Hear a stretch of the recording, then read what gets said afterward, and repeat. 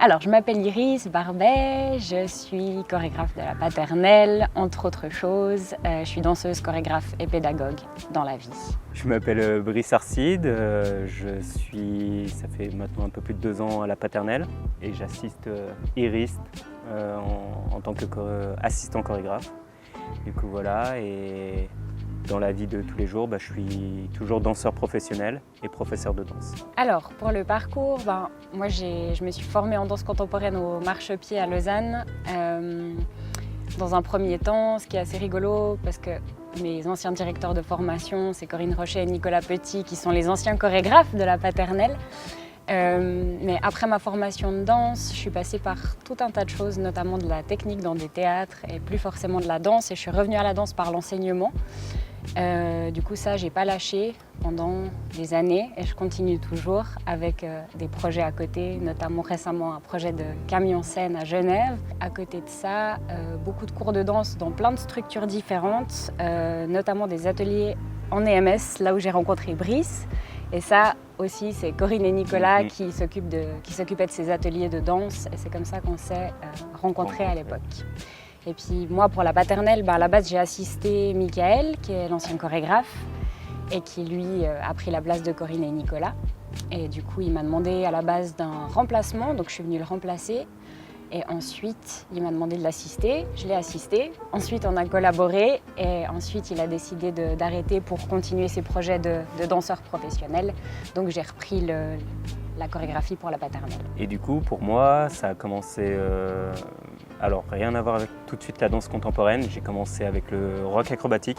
En fait, tout jeune, à 5 ans, j'ai été pris dans l'équipe de France, ensuite équipe suisse.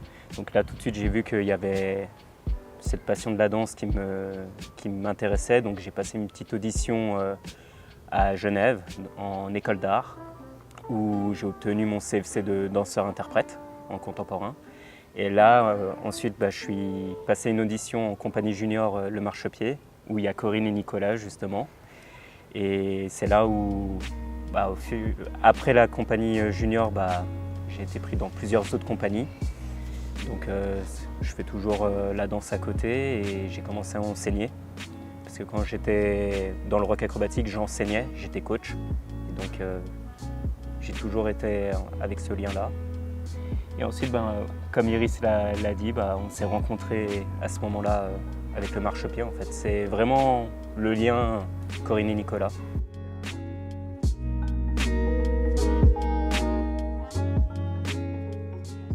En symbiose. Alors oui, en symbiose, il le faut. Alors pour les réunions d'artisans, donc tout ce qui est en amont du spectacle, moi j'y participe, on débriefe avec tous les artisans. On crée le spectacle une fois qu'on a placé les danses et puis avant les répétitions, donc en général pendant l'été, j'appelle Brice, je lui dis ça y est, Brice c'est le moment, il faut qu'on crée les chorégraphies. Donc là on se met vraiment à deux, puis ce qui est super c'est que on est très différents et je trouve qu'on se complète très bien.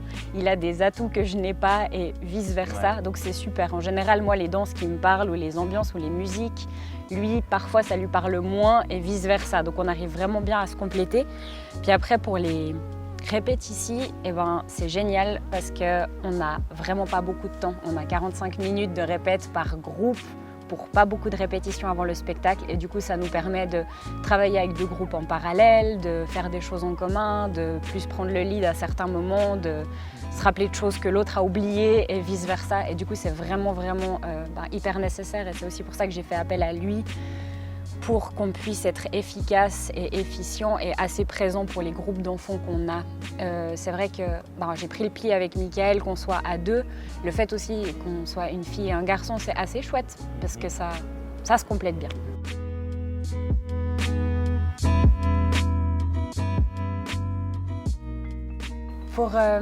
Pour les musiques, ce qui se passe en réunion d'artisans, c'est qu'avant de parler des musiques, on parle déjà de où est-ce qu'on place les danses et de quoi ces danses vont parler.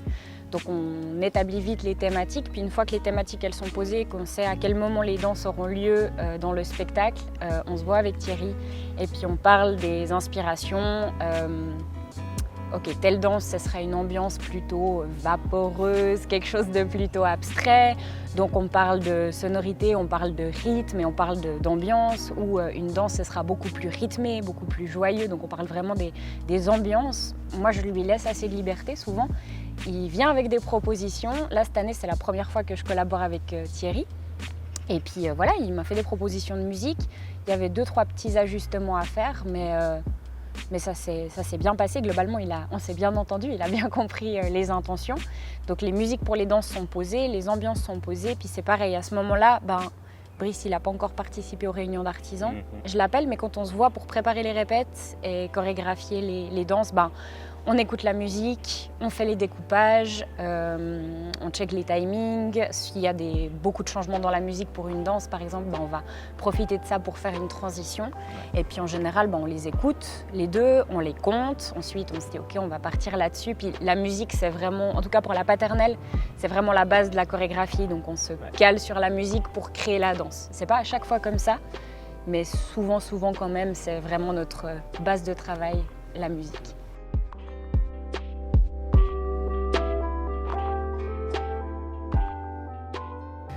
Comment expliquer ça?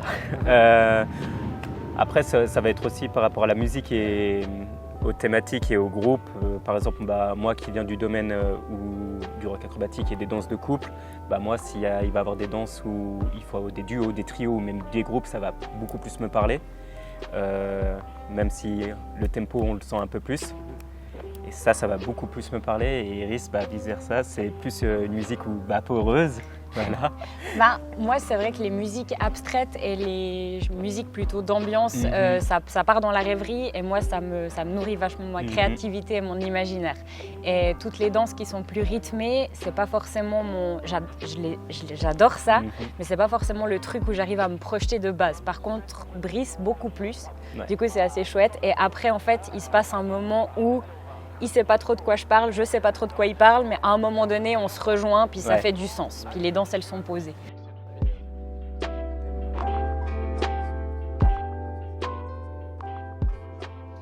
Alors, j'ai pas connu l'époque de la paternelle où c'était beaucoup plus scindé. Donc le chœur faisait son truc, le texte c'était le texte et les danses c'était les danses. Moi, je suis arrivée quand il y avait Stéphane Hort, l'ancien metteur en scène, et c'est vrai que lui avait vraiment à cœur d'un spectacle qui soit global et complet. Et moi, c'est quelque chose qui me parle et je me vois difficilement faire autrement. Donc cette transition, je la vis plus que bien sur Chaplin. On a vraiment accentué ça, je pense, au paroxysme de ce qu'on pouvait faire. On a mélangé chœur et danse, texte aussi. Il y avait effectivement des comédiens qui avaient un rôle à part entière dans une des danses. Et on a vraiment fait une mixité et pour moi c'est un liant parfait et ça aide vraiment à avoir un spectacle qui soit global et pour les enfants aussi, ça fait du sens en fait. Ils comprennent ce qu'ils font, ils comprennent de quoi ils font partie et le fait que ce soit pas un tableau, un autre truc et qu'on crée des liens entre chaque chose, c'est, je pense en tout cas pour les participants, j'espère pour les spectateurs aussi, beaucoup plus lisible. Donc cette année, on a peut-être moins, typiquement on n'a pas de danse qui est mêlée à un chœur et vice-versa. On a des comédiens qui viennent dans les danses pour ces fameuses transitions justement, puis ça c'est très chouette.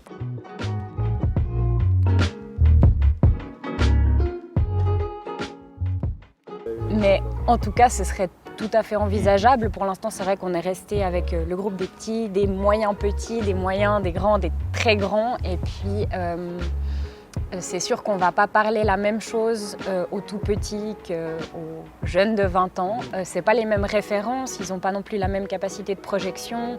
Il y a une notion de jeu qui est hyper importante chez les plus petits s'ils s'ennuient. Enfin, déjà juste la notion de répétition, on n'en a pas beaucoup, mais le fait de répéter quelque chose pour les petits, c'est super difficile.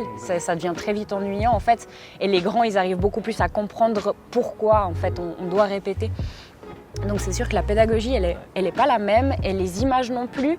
Mais ça, en fait, quand on cale les danses et qu'on parle des thématiques, c'est quelque chose auquel on essaye déjà de penser. Ok, cet univers-là, ça conviendra bien à des plus petits, et cet univers-là, il embêterait... Enfin, c'est pas obligé que ce soit comme ça, mais c'est vrai que dans le thème déjà, puis dans les mouvements qu'on développe, on essaye de se caler sur la tranche d'âge à laquelle on va enseigner. Mais après, c'est sûr que Brice a l'habitude de bosser avec des élèves de tous âges, moi aussi, et ça je pense que c'est un sacré atout.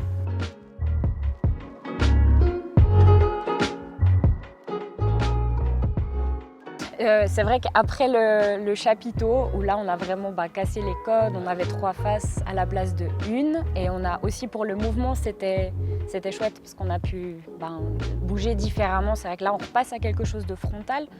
Je ne sais pas si j'ai des appréhensions. Mes appréhensions, c'est toujours les mêmes. C'est l'espace sur scène qu'on aura effectivement au final quand on a en plus le décor. Mais ça, qu'on soit à Beaulieu, sous chapiteau, c'était un petit peu différent. Mais là, c'est vrai qu'au Théâtre du Jorat, je me réjouis de voir, avec les éléments de décor, la scène est un poil plus petite qu'à Beaulieu.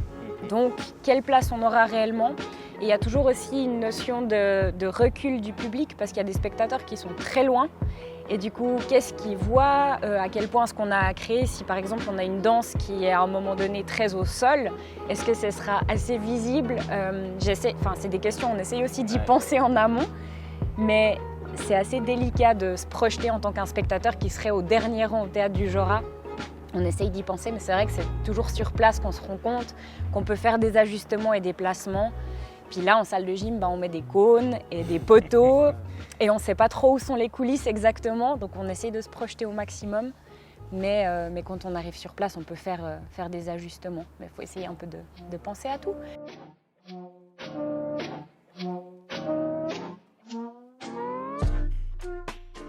Il y a quand même une très bonne communication entre nous et les couturières. Donc c'est pas vraiment un souci parce que y a les CH costumes. Donc on nous envoie les photos, on va voir et on voit parce que c'est vrai que des fois on met des mouvements, on a déjà anticipé. Mais sur le moment quand on voit le costume en face, on dit ah ok il y a 2-3 mouvements qu'il faudra qu'on modifie quoi. Et sinon il y a une sacrée bonne communication, donc ça va bien. Oui, Pauline est super à l'écoute, mais est aussi à l'habitude de la scène. Donc c'est vrai qu'elle réfléchit à ok, ils ont des jupes, est-ce qu'ils lèvent les jambes, quelle capacité de mouvement est-ce qu'ils doivent avoir. Mais c'est vrai qu'un costume pour le chœur ou pour le texte, on n'a pas les mêmes besoins en fait. C'est vrai qu'on a besoin de pouvoir bouger le plus librement possible, mais qu'on reste dans le thème. Alors, est-ce qu'on a des appréhensions? Oui, toujours un petit peu. On pense à des jupes ou des choses qui prennent un peu de place, puis tout à coup on répète après l'essayage costume, puis on se dit est-ce que vraiment ça va fonctionner? En général, moi je prends le parti de dire oui, ça va fonctionner, et si ça fonctionne pas, si vraiment on se rend compte qu'aux répétitions en costume il y a des couacs, on adapte. Mais c'est vrai que les costumes pour la danse, on essaye aussi de réfléchir en termes de mouvement. Pour qu'est-ce que ça va donner s'il y a une danse vaporeuse justement. Est-ce qu'on peut avoir quelque chose de plutôt fluide ou si c'est quelque chose de plutôt punchy, on va aller peut-être dans des trucs plus tranchés, colorés. Mais ça, la communication en réunion d'artisans et avec les autres artisans, avec Pauline en l'occurrence, elle est... Mais même avec les danseurs en fait, parce que quand ils font les CH costumes, ils reviennent vers nous et ils nous transmettent en fait... comment vous vous êtes senti dans le costume, il nous dit tout de suite en fait, là pour la roulade ou là pour le saut, ça risque d'être compliqué, ça tire à ce moment-là et donc ça nous fait réfléchir. Les enfants font des très bons retours. C'est vrai que s'il y a des couacs ou des choses qui ne fonctionnent pas, on va le savoir directement. Mais ça c'est assez super. Du coup au moins ils viennent nous dire ouais mais tu crois pas que ça va être un petit peu compliqué, et puis c'est vrai que c'est des bons porte-parole.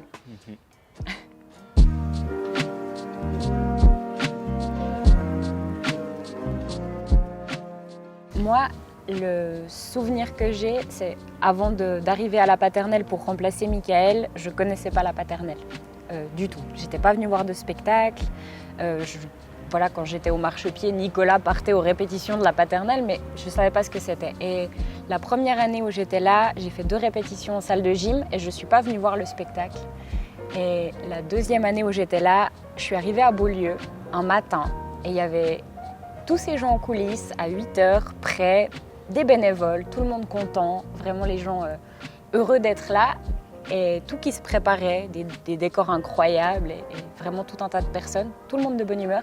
Et je me suis dit, waouh, il y a vraiment quelque chose de magique. Et c'est vrai que c'est mon souvenir paternel qui est gravé, c'est quand je suis arrivée la première fois à Beaulieu, un beau matin, avec tout le monde qui était là et content d'être là et de faire vivre ce spectacle.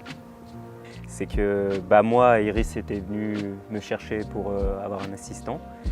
Et du coup, elle m'a expliqué la paternelle et on a fait les premières répètes. Et en fait, les premières répètes, oui, je voyais les acteurs. J'avais vu 1 ou 2 fois le chœur, mais c'est vraiment en fait le jour où on est arrivé sous le chapiteau. Déjà, j'ai vu cet immense chapiteau, j'ai fait « Ah ouais, il va y avoir du monde !» Ok, il y avait plusieurs représentations et c'est là où en fait j'ai pris conscience que la grande famille que c'est et le monde qu'il y a, c'est impressionnant. Et ouais, la première représentation de la paternelle, je me souviens, on était les 2 derrière la régie lumière. Et j'avoue, il y a eu la petite larme, mais la fierté à la fin que tout c'était fluide, quoi, de voir ça enfin, le spectacle. Tout qui s'imbrique. Ouais, tout final, ensemble magique, et ça a été magique. Et à la fin, tu verses ta petite larme. Et franchement, c'est une grande fierté. C'est vrai que ça, c'est assez fou. On travaille chacun de notre côté, finalement, dans nos salles respectives. Et après, hop, on met tout ça ensemble et ça fonctionne. C'est ça.